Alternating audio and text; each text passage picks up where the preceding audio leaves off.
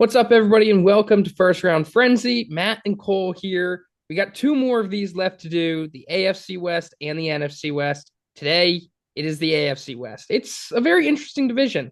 A lot of teams were competitive last year, and I mean, other than the Raiders, I think the other three will be competitive again this year. The Raiders are still probably a few years off. We'll see after the addition of Geno Smith. Some people were saying they're a quarterback away. They have their quarterback. So we will see what can happen. But it should be a fun one to talk about. Yeah, yeah, I agree, and it'll be fun. I mean, the Raiders, they're the ones that are kind of slowing things down right now in this division. But I mean, we saw how red hot the rest of this division was last year. All three teams outside the Raiders making the playoffs, and all three have exciting young quarterbacks as well. Bo Nix and Herbert quite aren't on that Patrick Mahomes level, but they're quickly rising up the ranks as well. And I'm excited to see a year or two of Bo Nix with that offense with Sean Payton. So we'll see what the AFC West looks like in 2025. Yeah, so it should be exciting. A lot of them have a lot of question marks around what they're going to do with their first round picks. For the Raiders, do they go with Ashton Genty as a top 10 pick? I think that's what a lot of people are thinking. But Mel Kiper saying don't draft running backs in the first round. We'll see if that comes true here at number 6. And then when it comes to the Broncos and the Chargers, they're two teams that are really, really needing of tight ends and running backs. And with the top ones potentially going in the top 20, it's looking like they may need to potentially trade up if they want to get some of those top guys. And then obviously the Chiefs down below. It's just about which trench they want to attack first. Is it the defensive line or is it the offensive line? All right, so now we're going to go into the number 6 pick, the Las Okay. Vegas Raiders. Let's go through their offseason. Cole, you can start off with this. Let's get right in. They got a lot of things to do. Yeah, and the new regime coming in, John Spytek coming over from Tampa Bay, and then Pete Carroll coming back into the league, back in the saddle in the big chair. I'm excited to see Pete Carroll. The league's better when Pete Carroll's in the league, and I'm so excited to see him back at the Yep. ripe age of 73 years old, still ready to go out there and call the shots with a team that needed energy. The only energy this team had was Max Crosby, and they were even, on the verge of potentially losing him as well. And Pete Carroll at 73 still is ripe with energy, and he's coming in and brought a new culture to this team. And John Spytek, Tom Brady's helping out, and he's in the facility a lot and making, helping make some of these big decisions. And all three of those guys had a big role. Of course, Pete Carroll, the ties to Geno Smith in Seattle, but John Spytek getting that deal pushed through, Tom Brady identifying him as a quarterback that can help this team win right away. And the other thing with Pete Carroll 73, this team needs win now players. Yeah. And that, ties into the draft as well. But, getting Geno Smith was key, that they weren't going to be waiting around to develop a quarterback or waiting around to, risk starting a rookie quarterback in 2025. They wanted one that was a veteran, a proven winner that can get this team over the hump and then add the pieces around him to try to compete in 2025 and, the short term. And then getting Geno that new deal was good too, because that locks in that quarterback position, which, really opened up their draft with the sixth overall pick. But the big thing here was, Geno Smith. I like Jeremy Chin. Eric Six was a good cornerback addition. After losing Jack Jones, that's going to help a lot with their depth. I think they still need another cornerback early in the draft, potentially. And then running back is the big thing. This team was ranked 32nd, dead last in rushing yards last year, splitting it with Amir Abdullah, splitting it with Alexander Madison. Both those guys left in free agency. So who's this new running back coming in? I don't know if Raheem Mostert has the legs on him anymore. I mean, he just put up Hey, 21 he was touchdowns a 2 20 years ago. touchdown guy not too long ago. 2 years ago, yeah. I mean, he still could be that guy in the goal line, but they need a lead back in this offense. Everyone likes talking about Ashton Jeanty now at the sixth overall pick, but the other addition here was Chip Kelly, offensive Yeah. coordinator who coached two running backs that are day two guys in Ohio State. So we'll see, but I mean, they made some good moves to try to get this team back on the right track for sure. Yeah. The Raiders are definitely an interesting team because, as you mentioned, they do definitely have a lot of holes. And going after Geno and getting Pete Carroll, as you said, is a win now type of attitude. Mhm. So it'll be interesting to see what they do. Obviously, you can go best player available. And for most people, they're expecting that to be Ashton Jeanty. Get someone that's going to really impact the offense, open up some space in the passing game. And since you don't have as many weapons in the receiving game outside of Brock Bowers, maybe you get another guy on day 2. But you take some pressure off of Geno Smith in the passing game. The other option, do they potentially trade back, get some extra picks, try to do it that way, maybe get a later first round pick and have one of the teams that want an Ashton Genty or want a Tyler Warren to potentially trade up into that top 10. Another option. But I agree. I think there's definitely they're going to have some moves going on in this draft because they want to make sure that they get their guys to help build this offense. The Ohio State guys are Definitely. definitely interesting. Yeah, Definitely but interesting later on. we'll see what happens. I mean, they got 9 picks throughout the whole draft, so plenty of firepower to add some more offense or more explosiveness to the offense, more depth pieces on the defense as well. But again, yeah, we'll see what they do. Draft starts at 6. Do they trade back? Do they try to get even more swings? But I think they're set with the picks they have. So it's just what impact starter they get with the 6th overall pick and how they build out the rest of their board from there. All right, so let's just go right from there, Cole. The Raiders, as you said, draft starts at 6 for a lot of people. It'll be interesting to see what happens. So, Cole, at pick 6, who do you have? So I think I love the fit with Ashton Genty going first to the in the first round to the Raiders at 6th overall. But part of me would love Mason Graham. I think he'd be a really good fit next to Christian Wilkins. Really beef up that D line in a major way. That'd be a big move for what they would need at that spot, and just for that defense in general. But that requires Jacksonville passing on them, which requires Abdul Carter falling past 4. So there's a lot that goes into that. And the other thing I mean, I've seen Jalen Walker's name thrown to the Raiders, Will Johnson after getting rid of Jack Jones, maybe, an impact corner, 6th overall with Will Johnson, maybe. But I just got to keep Ashton Genty. It's a safe pick, even with the Chip Kelly. Does he want Travion Henderson? Does he want Quinshon Judkins in the 2nd round? I like Ashton Genty 6th overall because that's a win now play. And that's what this offense needs, like I talked about. Pete Carroll is going to love him. It's going to be like his Beast Mode 2.0 in Las Vegas, even though Beast Mode also played in Las Vegas, just without Pete Carroll. But this would be the 2.0 of Beast Mode in Vegas and Pete Carroll's 2.0 of having a Beast Mode to work with his offense. So this would be a lot of fun. And a lot of teams would be upset if Genty goes 6, but I'm just going to keep it there for the time being until something changes my mind. Yeah, I think that also it makes all the sense in the world, right?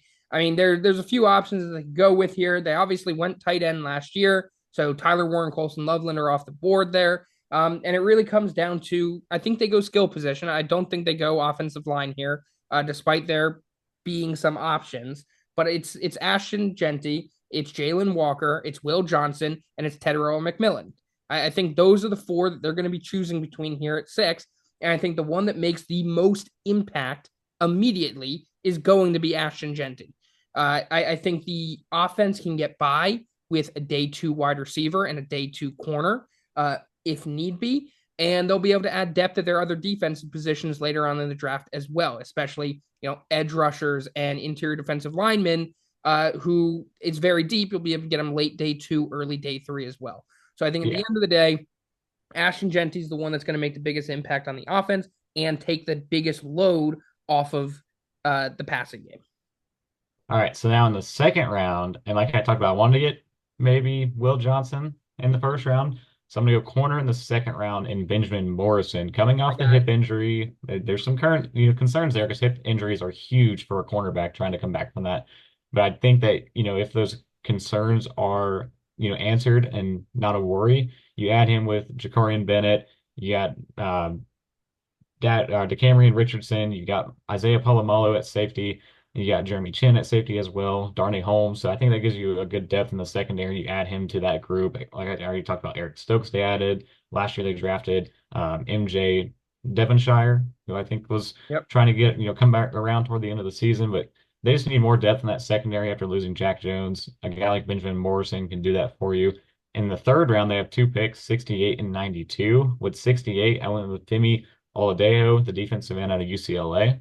I think that gives Okay. you a good 4-man rotation off the edge with Max Crosby, Malcolm Kuntz, and then you got Tyree Wilson, and then add in Femi as well. So you got a rotation of 2 guys at both those spots, which would really be good. And then in the 3rd round, yeah, the next pick in the 3rd round, 92. This one I was torn, Matt. I thought about Quinn Ewers and I Ooh. thought about Will Howard because I Okay. think you get the QB of the future in the 3rd round to sit behind Geno for a couple of years, go the Jordan Love route with All Geno. right.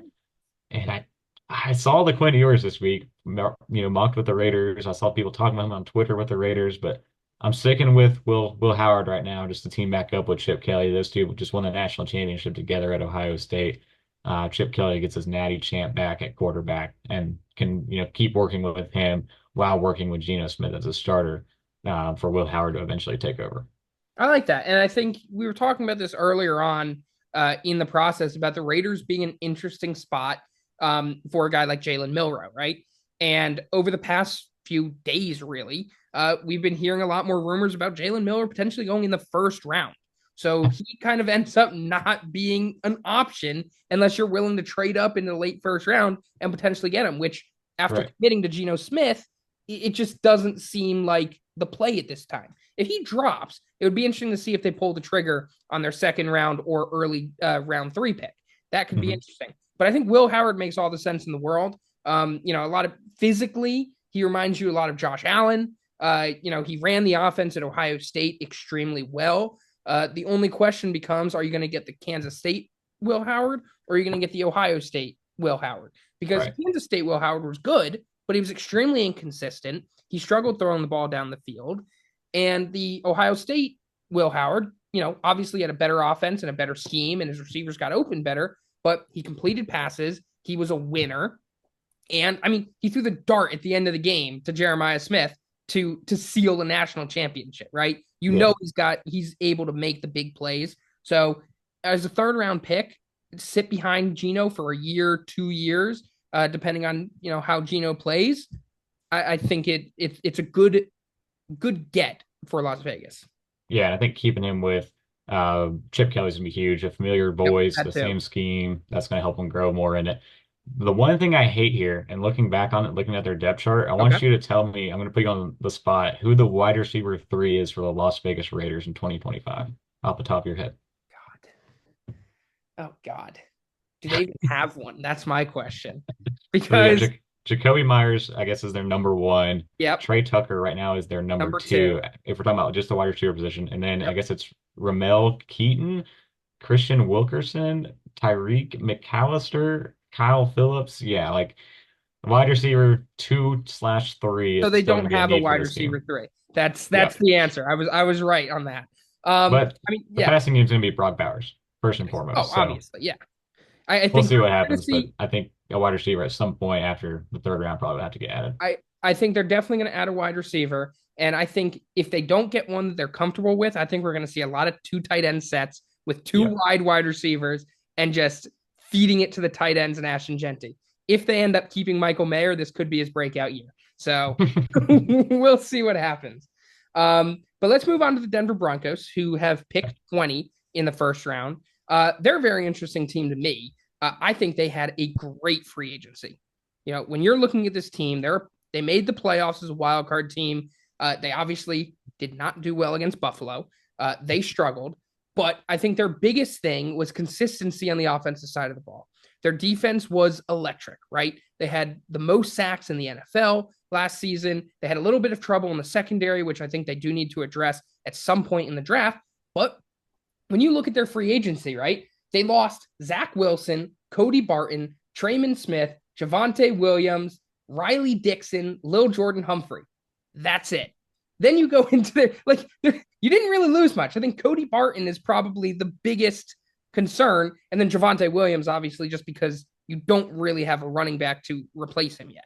Don't disrespect your guy, little Jordan Humphrey, like that, Matt. I love Lil Jordan Humphrey, right? He's been on my fantasy team every year for 10 years now almost. So respect him. But when you look at their additions, you had Evan Ingram, who is a proven tight end, which gives Bo Nix a good weapon. Then you add Dre Greenlaw to the defensive front. You Yep. add Talanoa Hufanga, one of the best safeties over the past few years. Yeah, he's Really one of my beefed favorite up. players in the league. I love I wanted Hufanga. him with the Jets so badly. Him or Javon Holland. I didn't really care. And then, I mean, his backup quarterback, but Sam Ellinger is better than Zach Wilson. So another upgrade. All right. And I think that's the big thing is you didn't do much. You brought back a lot of your former players that you already had. You don't lose much. And then you just added in places that you needed. Tight end and safety were two of the biggest needs for this team. They went out there and they addressed it. So they still have a Yeah. lot to do, especially on the offensive side of the ball. but I think how they went about free agency was really smart, bringing back their old players so that they can stay consistent within their schemes, and then adding some key pieces that are going to be immediate starters next season. Yeah, I'm excited for what this looks like. I think they still need that running back one Yep. for that offense. I don't know that Jaleel McLaughlin or what he did last year. He looked good at Him and times. So Estime did are not going to Yeah, be, Estime should looked not be good a it. couple of times too, but neither one of those guys can be a number one. But yeah, like you said, Dre Greenlaw, he brings a lot of energy to that linebacker position. Hufunga's bring some energy to that secondary with Pat Surtain. Nick Bonito had an absolute incredible year, as did Zach Allen rushing the passer. So they really shored up a lot of the big holes they had on that defense. And Vance Joseph is going to do an incredible job with that unit. So I think the draft has to be a lot of adding weapons now for Bo Nix and let him take a jump in year two. Yeah. I think that's the big thing now is we've heard Sean Payton say a lot that he wants to get like a Swiss Army knife, right? He Yeah, as wants to get Joker. his Joker. He wants to get his Joker in that offense. And it's looking less and less likely that it's going to be a tight end, right? Just Hmm. because, I mean, one, they signed Evan Ingram. So tight end ends up, just going down the totem pole just a little bit. I think in a deep class, they probably address it at some point, most likely either late day 2 or early day 3. But that kind of takes that need away. So they're probably looking at running back, wide receiver with their first round pick. And then after that, it's about addressing just some other offensive needs and then maybe some depth on defense. I think one of the things that I was looking at when I was going through this, and we'll get into the draft in a second, is their strength is their defensive front, right? Hmm. So I can almost guarantee that one of these first 3 picks in their draft is going to be a defensive lineman. It just depends on, do they want to go higher and get one of the more well-known, higher floor kind of players, or do they want to let it drop a little bit and then get more of a high potential player that they think they may be able to form? And I think that's Yeah. the direction that they're going to go. But let's get right into this. Round 1, pick 20. I was between 2 players, Omarion Hampton Hmm. or Luther Burden III. I think both of those players kind of fit what they're looking for, right? Omarion Hampton would immediately become the running back one. He's going to be a 3-down back, but you also have the ability with Jaleel McLaughlin and Estime, as you said, who can be a committee backfield with him to take some of the load off. Yeah. Luther Burden is more of that joker that you get, right? He's a guy that's, can play outside, can play in the slot. You can give it to him behind the line of scrimmage to just make something happen. And that's why I ended up going with him at pick 20. Some people are having him fall out of the first round. Some people are having him going to like the Cowboys or the 49ers at 11 or 12, right? So he has a wide range right now. And I think if you don't have Colson Loveland and you don't have Tyler Warren available at 20 and you still want to go offense, I think it makes all the sense in the world to go Luther Burden. Yeah, I'm torn on it too. Right now I have Omarion Hampton. I like him just as the complete back he can be to that offense. But I mean, we'll see on what your second round pick is, because there's a lot of backs that still fit that bill in the second round that you can pass on your first round guy and then get a do it all weapon that you can move all around the formation. And Sean Payton will love a guy like Luther Burton that he can use all around the formation. And the reason why I didn't go Omarion Hampton in the first round is because I feel like a lot of the top second round players that are going to be good value at 51 are very similar type players to Cortland Sutton, right? We're looking at Yeah. Trey Harris. We're looking, Jaden Higgins is probably going earlier. I also had him in one of my other mock drafts, so I didn't want to double up on it. And then, Alec Manor, another just tall, physical receiver. So I didn't really like the fit at 51. So I ended up going running back, who a lot of people are comparing to beast mode, and that's Caleb Johnson, running back out of Iowa. Ooh, You and okay. I both talked very highly of this Yeah. guy when we were doing our running back rankings. He's in our top 4. I actually believe he was in your top 3 Yeah. at the time. I think he was my number 4. But when you look at him, he had a great career at Iowa, great on the ground, great in the passing game as well. He's a guy that's going to come in. Is he going to be a 3-down back? I think that's still a question mark. I think he can be. I definitely believe that. But when you're talking about him versus Omarion Hampton, Ashton Jeanty, TreVeyon Henderson, I think Caleb Johnson's the least likely to be that 3-down back.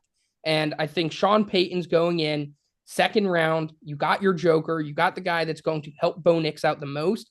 Now you go get a guy that, I mean, this running back class is close. Omarion Hampton, TreVeyon Henderson, Quinshon Judkins, and Caleb Johnson, they're all tightly packed. So getting a guy like Caleb Johnson at 51 versus Omarion Hampton at 20, I think the That's great value value. speaks for itself there. And you go out and get a guy that's going to start for you for the next 5 to 10 years, depending on health. I mean, it makes all the sense in the world. And then Yeah. finally, at number 85 in the third round, as I mentioned, we want to go D line here. And there are a few options. I kind of, I just went with a guy that can play interior or on the edge, just because they don't really have a specific need on the defensive Mhm. line. So I went Elijah Roberts out of SMU. I think it might be a little bit of a stretch. I think most of the consensus I've been seeing is right around 95 to 105. So it's a little bit above consensus, but I'm a really big fan of this guy. He's an elite pass rusher, good in the run game. He had a very good game against Penn State as well in the playoffs. He was great at stopping that offense, especially in the first half when SMU was playing pretty well on the defensive side of the ball. And he's a guy that Van Joseph's just going to be able to move around, play wherever you want, whether it's outside. He can play as an outside linebacker, even on some snaps as well. And he's a big guy, so he can play on the interior as well. So he's kind of like a joker on your defensive side as well that can just line up wherever you need him, and he's going to make an impact immediately. Yeah. So first off, Caleb Johnson, like he's still one of my favorite backs. I think whatever team drafts him, because I think he's gonna go after both Ohio State backs, and Yep. whatever team drafts him is gonna get an absolute value. I mean, when you draft the RB, what at that point you would be five off the board, saying Yeah, you if he got goes after both Ohio State, yeah. Ashton and Hampton, both the Ohio State guys. You're drafting an RB5 who had 1,500 rushing yards and 20 touchdowns last year. I mean, that is incredible value. The guy can pass protect, and yeah, he's not explosive. He's not going to have home runs, but he's going to get the chunk yards. Like he's going to get you 3, 4, 6 yards every time he gets the ball. So I think he's going to be one of the better options on day two at the running back position. And I like both guys from Ohio State, Judkins and Henderson, but there's talks of Henderson's maybe squeaking into the first round potentially. So then you're talking about who do you like better, Judkins or Caleb Johnson on day two? And I really like Caleb Johnson's 51. I think would be really good value for the Broncos to get their lead back on that offense. And then yeah, Elijah Roberts makes sense. Like you said, a tweener. He can play inside, can play outside. Vance Joseph would love a guy like that. And I think back to the Caleb Johnson point, I think, you just talked about Travion Henderson potentially going in round one. I think that's where it becomes, where does this guy end up going? Right. I Yeah. mean, this is the guy that could end up going in the 30s if Travion Henderson ends up going in round one. But if we see Omari and Hampton drop to Denver at 20, for example, or to the Chargers at 22, then it becomes a topic of Travion Henderson's probably going to go early round two. Then Right. Quinshon Judkins going to go, early middle round two. And then there is a possibility that Caleb potentially drops into that 50 range, which would Yeah. be an absolute steal. So we'll see what happens. I think he probably goes a bit earlier than this, but this would be the ideal situation, I think, for Denver. Right. So let's move in to the Los Angeles Chargers, a team that is very interesting, to say the least. Justin Herbert is widely considered let's be generous, top 7 quarterback in the Yeah. NFL. I think top 5 based on playoff history and inconsistencies is a little rich. Top I'm a three big based on Twitter. What ifs? fan. Hypothetical quarterback.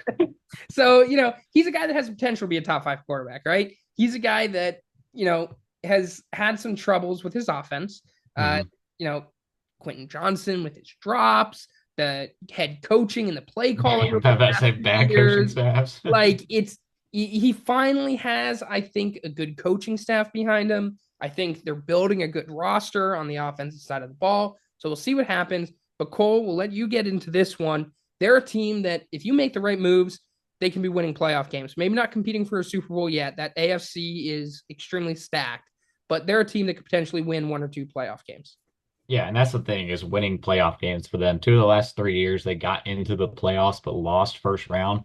You got to 2022, the Jaguars just overall collapse in that game. They should have had that one and didn't. And then last year, the game they lost, I believe it was against Houston in the wild card. Yep. Yes, Houston in the wild card. So they need to get a win. They need to get a win in the playoffs, and I think they're on the right track because they have everything there. The core is built. Jim Harbaugh has built an incredible program and got the culture back on track after Brandon Staley's fiasco in the early parts of Justin Herbert's career, which kind of just took that off the tracks. But Herbert needed a guy that can come in and get the culture back in that team. And Harbaugh was the right man for the job. And I love him. Like I said about Pete Carroll coming back in the league, it's great. I get the Raiders and the Chargers because I Yep. love these two old head coaches coming back to the NFL again. And trying to, get these teams over the hump. So I'm excited to see it. But Jim Harbaugh, like he's getting it back on track. Yeah. And the best thing is bringing in Greg Roman for that offense to be run first, because then you take the pressure off Herbert, because being a young guy and the pressure he's already felt in his career. He doesn't need to be the quarterback anymore that's throwing it 30, 40 times a game and trying to put the team on his back to win. If they can win gritty football games with the defense and win games with that Greg Roman pound the rock offense, it's going to be exciting to watch. And they brought in some guys this year that can make it happen. Najee Harris can Yep. absolutely pound the rock. He showed that during his time with the Steelers, 1,000 yards every year. He can handle a high workload of touches. Mekhi Becton at right guard gives them two monstrous guards and two monsters on the right side as well. So I'm excited to see this team just absolutely pound the rock and Herbert just play action, dump it down the field to Lad McConkey to Mike Williams. Maybe they get Keenan Allen back. Maybe we really bring back all the boys in the passing game for Justin Herbert. But overall, offense, it's not going to be everyone's cup of tea, but I'm going to be drinking it because I'm excited to see some pound the rock offense in LA for once. Yeah. I mean, I think they're doing a really good job in building this team in a very short period of time as well. Yeah. It's not like they were a bottom of the division kind of team, but they were having issues and Mhm. major issues before Harbaugh came in. And I think they've turned it around really nicely. And obviously, if Bo Nix didn't have the season he had in Denver, we're looking at a higher seed, obviously. Or sorry, not a higher seed. We're looking at the Chargers potentially winning a few more games Yeah. in the division. So let's get into the draft here. They've got pick number 22. And this year, does Mr. Harbaugh get one of his Michigan men in round one? In round one is something that's interesting because last year he did take two Michigan guys, but not in round one. Everyone thought he might, but Yep. he waited and he got Junior Colson in the third round, and then seventh round got his wide receiver Cornelius Johnson. Wasn't much of an impact, but it was still another Michigan guy Harbaugh looked to bring in. And last year they had 9 selections. This year they have 10. So Joe Ortiz and Jim Harbaugh are putting a lot of bats at plate to try to get some depth guys on this roster. So in the first round, there's Colston Loveland out of Michigan at tight end if he's on the board. I think he's the Need a most tight commonly end. mocked player to the Chargers. They need a tight end. They got Tyler Conklin in free agency, but they still need another ideal tight end and big slot weapon for Justin Herbert. I mean, you have Vlad McConkey, a shorter, you know, wide receiver at the one slot side, and then Tyler Conklin or Colson Loveland, a big tight end, and the other slot would be kind of fun in the middle. Kenneth Grant, D tackle out of Michigan, another Michigan connection, big run stuffing interior threat. But then, there's some other names in there. They really like Trading Carson all the way up for Switzinger. Mason Graham. Yeah, Mason Graham go all the way up to the top five, maybe. That'd be a crazy jump. Carson Switzinger, I know that they put a lot of work in on that guy. I don't know if he's a first round, but I mean, he sounds like a hardball Yeah, linebacker. That would be definitely. cool. I don't know. I mean, they don't have a late second round pick, and it'd be kind of a reach in the first to take him there. So we'll see. But for the sake of this mock, I think Colston Loveland, unfortunately, is going to be off the board by pick 22. So I'm going with Kenneth Grant. Run stuffing interior guy, teaming back up with Jim Harbaugh on that defense. What they have on the interior right now, Tierre Tart and Ogbonia. I'm going to butcher that one, but I think that get another interior threat. They got Deshaun Hand on the edge. They brought him in. They still got Khalil Mack, able to re-sign him. Tuli Tupulido still there as well at the left outside linebacker spot. So I like the edge rushers they have even after losing Joey Bosa. So they need, a run stuffing interior guy. That pretty much was the issue on defense. They had a top 10 defense in passing yards. They were, they were second in pass rush stats that I pulled and first in passing or points per game allowed. They were 14th in rushing yards allowed, though. So shore up that run defense with a good run stuffing interior guy in Kenneth Grant, I think could be the move if Colson Loveland's off the board.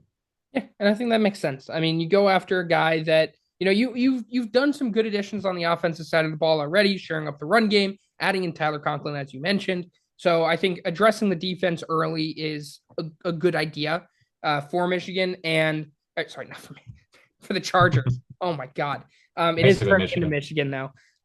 And then Jim Harbaugh obviously gets his Michigan guy here as well, which I think makes sense. So Yeah. sorry, that was the Apple Watch. So let's go in. Who do you have going in day two for the Chargers? Yeah, I do want to say real quick though, with the Joe Ortiz connection, like he's still the GM Yep. making this decision.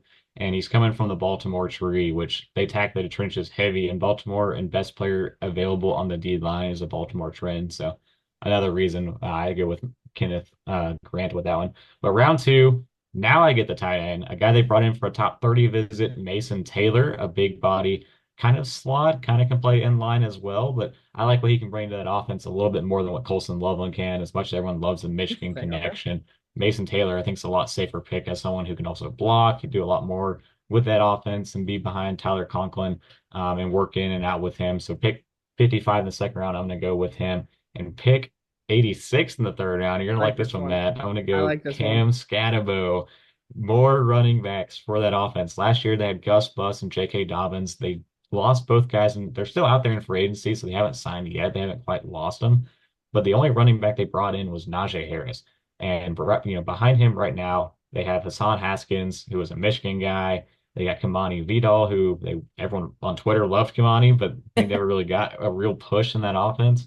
But Cam Scannabo would be a Jim Harbaugh running back if I ever Oh seen yeah. one, and also a guy Greg Roman can give some touches to as well, and maybe do a little bit out in the passing game to spell Najee Harris a little bit with that rushing attack. Yeah, I'll tell you, Cam Scatterbo was one of the guys that I was thinking about for the Chiefs when I was making the mock draft for the Chiefs, because that just seems like a Chiefs pick, a guy that's just going to be, the best friend to Patrick Mahomes in that offense. Yeah. Him and Travis Kelce would be a fun pairing as well. But that's it for the Chargers then. All right, so now we get into the best team in this division, who obviously had a down year this past year. Yes, they made it to the Super Bowl, like always, because that's what We Patrick reached the point where Mahomes. that's a down year for the Chiefs getting That's blown what out in the Patrick, Super Bowl. that's what Patrick Mahomes and the Chiefs do. And of course, what they only had one loss this year or two losses. I forget honestly at this point, but they were the worst undefeated team for the longest period of time. After a bunch of one possession wins, Two losses, two ended up going losses. there. Two losses. All right, Yeah. whatever. Down year for the Chiefs. They had a down year by their normal standards. All right, they're one of the best dynasties, uh, of all time in this sport. mhm. Right, and it's actually very surprising how many holes that they have in this team. Obviously, they spent a lot of money on Patrick Mahomes, which kind of handcuffs them a little bit, and they've lost a lot of key pieces over the past few years. I mean, just to name a few, Joe Tooney was big time for their offensive line. DeAndre Hopkins, even though he wasn't great down the stretch, and it's still a big loss considering how weak their wide receiving room is behind Rashee Rice and Xavier Worthy. You lose Justin Reed to the Saints in your secondary. You lose Derek Nandi. You lose Justin Watson, Samaje Perine, McCole Hardman, Keith Taylor. So you lose a lot of pieces here. And when I'm looking at this, outside of, Gardner Minshew, Christian Fulton, and Justin Tillery, I don't see any big time additions from this team, right? Mm. One, they bring in two quarterbacks here. They bring in Gardner Minshew and Bailey Zappi. That's like the least of your concerns right now. I don't know Yeah. why you're bringing in two quarterbacks, but they were able to bring in some. They were able to keep some of their players, right? They kept Kareem Hunt, great. They kept Juju Smith-Schuster. A little less great, but he's there. It's just a little bit disappointing. I know they don't have a ton of money, but I would have liked to see them make a little bit more of a splash after losing the Super Bowl. Yeah, and the only splash they really made was Jalen Moore at left tackle, who Yep. started 12 games over like 3 years. He looked good when he would fill in for Trent Brown, or not Trent Brown, Trent with the 49ers left tackle. Uh, wow, why am I blanking on the name as well? Trent Williams.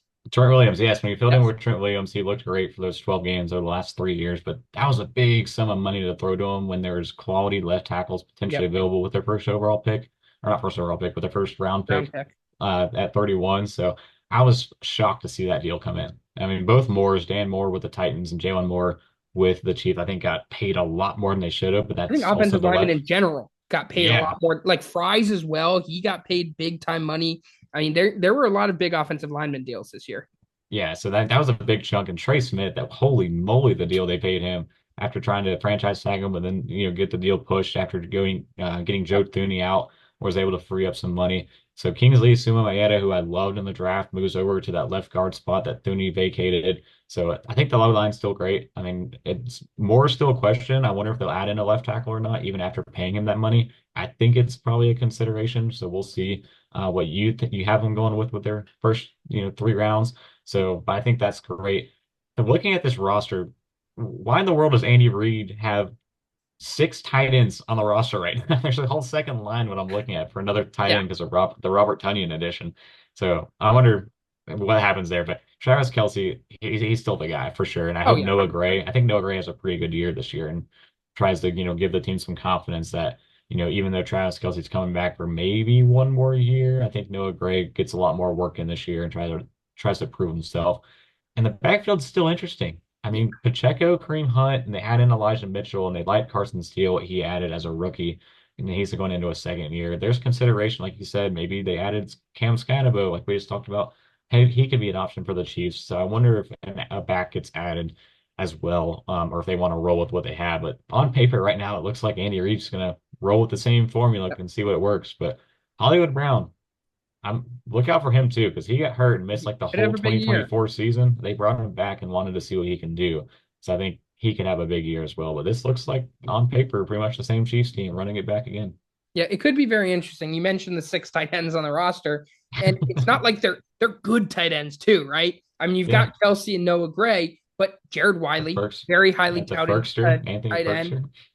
Firkster. Ferkser, Robert Tunyon, who had a big year in Green Bay his first year, obviously has dealt with some injuries as well. But these are some high quality tight ends as well. So they're another team. I was talking about with which team, the Raiders, potentially running a 2 tight end set for majority of the time. I mean, with the amount of injuries that they've had to the receiving core, I could see them potentially running a lot of 2 tight end sets this year, Yeah, getting Noah Gray on the ball a lot more often, trying to integrate him into the offense with Travis Kelce potentially leaving after this year. And then also Jared Wiley, Robert Tunyon, whoever ends up coming that tight end 3, kind of taking that Noah Gray role from the last few years so that he can kind of get integrated into the offense a little bit as well.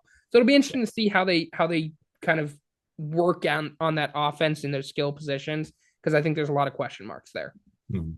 And then on But the defensive side of the ball, like that's the same group. Spagnuolo's oh running yeah, back. exactly. Like Yeah, I mean, Christian Fulton's the only addition, but everything else is pretty much on paper what they had last year in the Super Bowl. So they're going to run that back with that same crew too.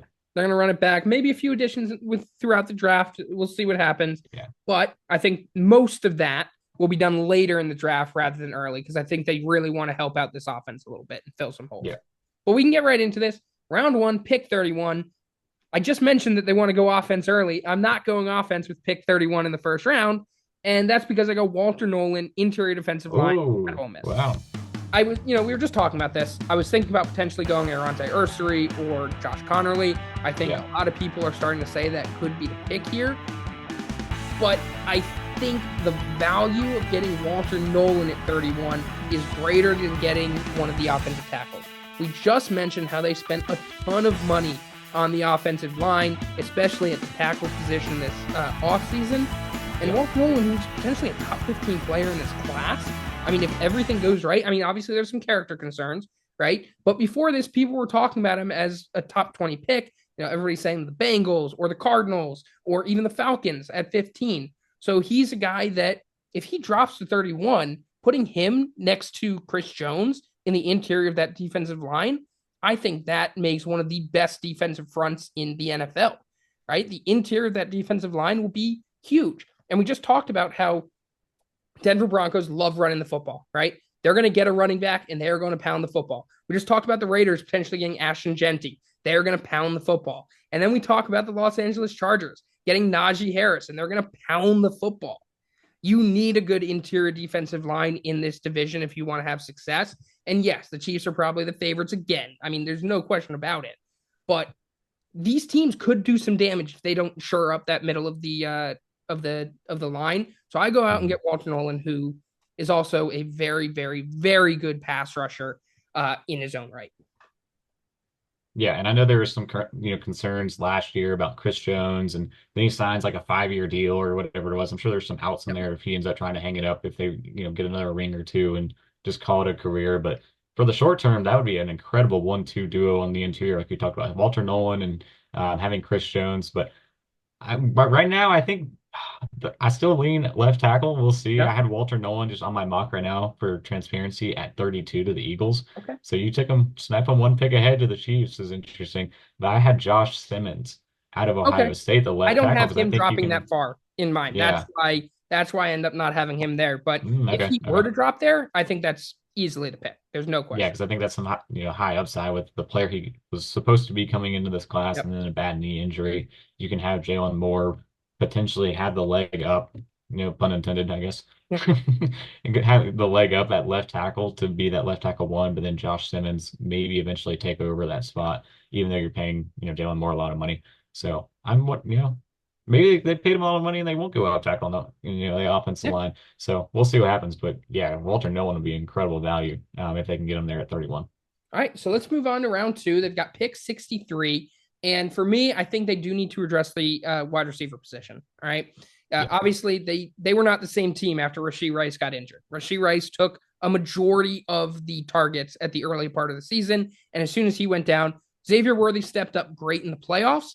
But throughout the regular season, they kind of they struggled, right? struggled. Yeah, And I think that was one of the major reasons why Patrick Mahomes struggled a lot compared to what he usually does. I mean, he wasn't as dominant as he used to be during the regular season. And I think adding a big time wide receiver, we talked about Hollywood Brown and Xavier Worthy, speedy, deep threat kind of guys. You add Rashee Rice, who's kind of an all purpose kind of wide receiver, can go underneath, can go deep. He's your number one guy. Then you add a guy like Alec Iomanner out of Stanford. High potential, big frame, good catch radius, and a guy that's just going to go up and catch footballs for Patrick Mahomes. He's going to be your jump ball guy, right? He's yeah, had some trouble with some drops, but I think at 63, it's good value because I think early on in the second round, we're going to see some of those top wide receivers go. If Luther Burden or Matthew Golden drop to the second round, they're going to go early. Obviously, Jaden Higgins is going to go early. Jalen Knowles is going to go early. Trey Harris is probably going to be gone at this point as well. So yeah. a lot of your high potential or high floor kind of guys are going to be gone. So you got to go and take a hit. And I think Elikai Manor is the guy that's most likely to hit. He struggled in a Stanford offense because the Stanford offense wasn't very good, right? I mean, they had so much inconsistency with Ashton Daniels at quarterback this year. I think if you give him a guy like Patrick Mahomes and the system that the Kansas City Chiefs run, he can be a huge weapon, especially in the red zone. Then Yeah. we move on to round three. They've got two picks, pick 66 and 95. And I go back to the offense with both of these picks. We address the offensive line, getting Wyatt Millam out of West Virginia. And then we get DJ Giddens, running back out of Kansas State. We just talked about running back as potentially a position that they need to go after, just because there are a lot of question marks there, right? Is Isaiah Pacheco the guy? Kareem Hunt, he's kind of on his way out. Do you really want him to be the guy in Kansas City? Not really. So you go out and get DJ Giddens, who's great as a running back, but also a great pass catcher. He's a capable blocker, not the best blocker in the class. But we just mentioned how the top 5 or 6 backs are probably going to be off the board pretty early on in the second round. The 2 Ohio State guys, and then obviously Caleb Johnson of Iowa. I think DJ Giddens, out of all the running backs, Oh, yeah, all the running backs still available, yeah, make the most sense, the most complementary to what they have right now. And yeah. then Wyatt Millam, who's at 66 out of West Virginia. He's one of my favorite players in this draft. I think he's most likely going to move to the interior, but he had I think it was the best pass block win rate in the entire college football this past season at West Virginia. So he's extremely capable. I don't think he allowed a sack either the entire season. It might have been 2 seasons. I don't know. He was extremely dominant on the left side of the offensive line at West Virginia.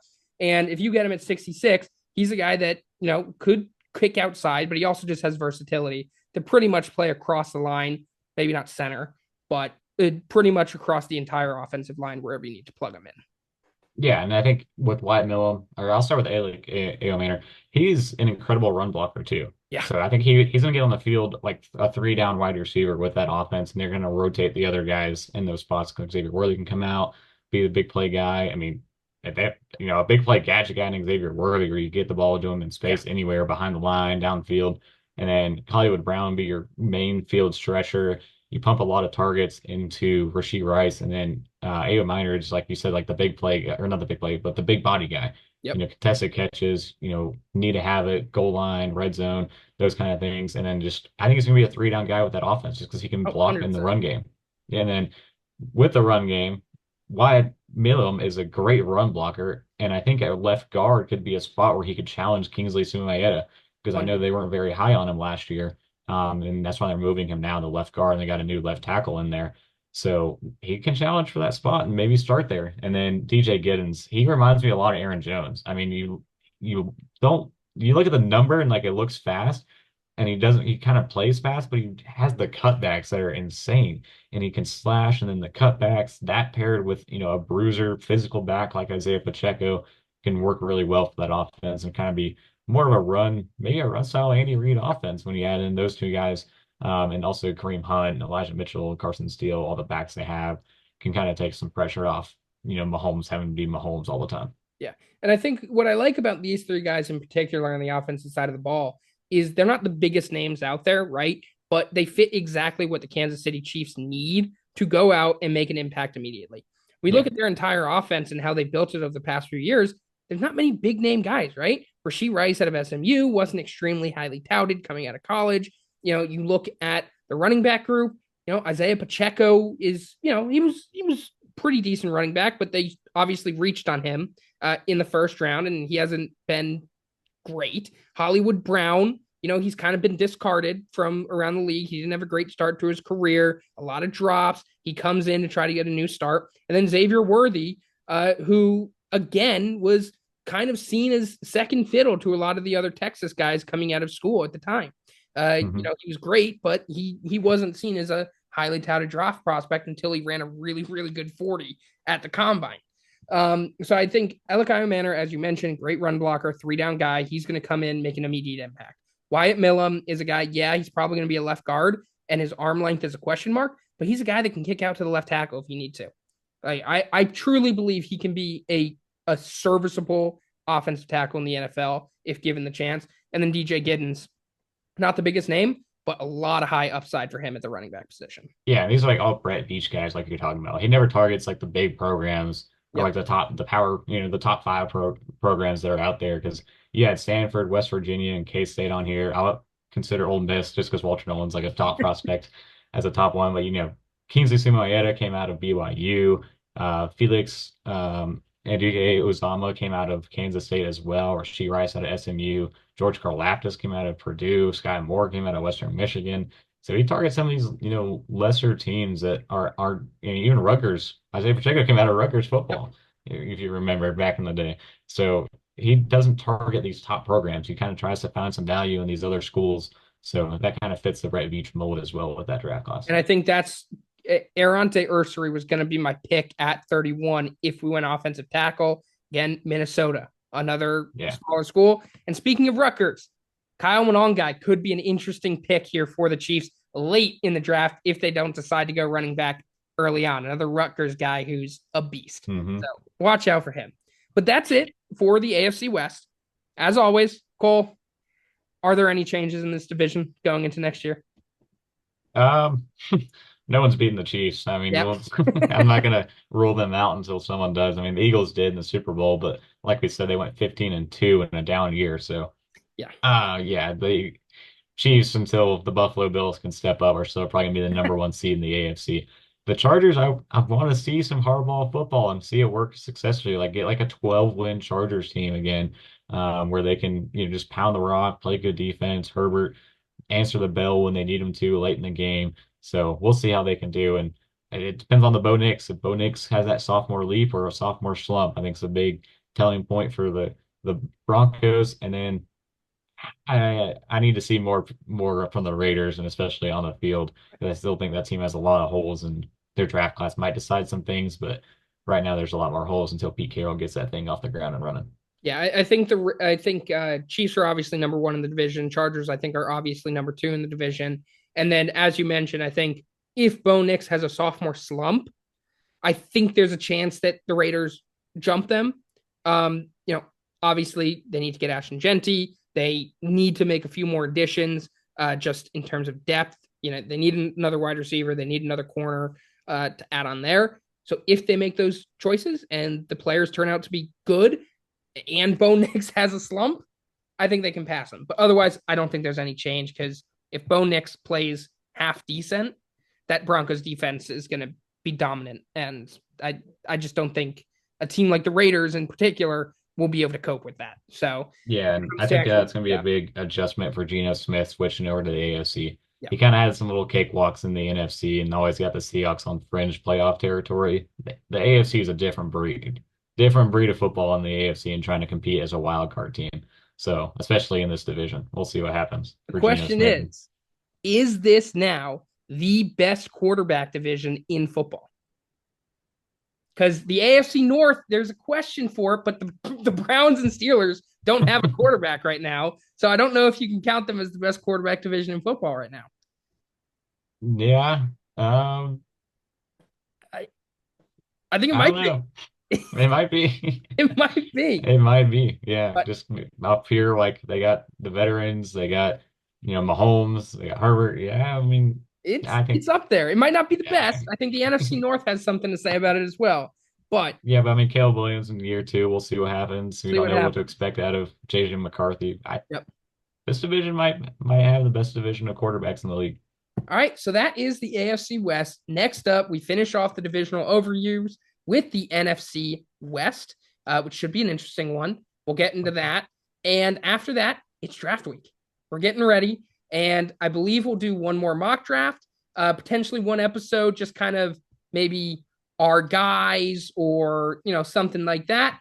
And then it'll be draft night. So excited, looking forward to it. And Kole, see you Thursday for the NFC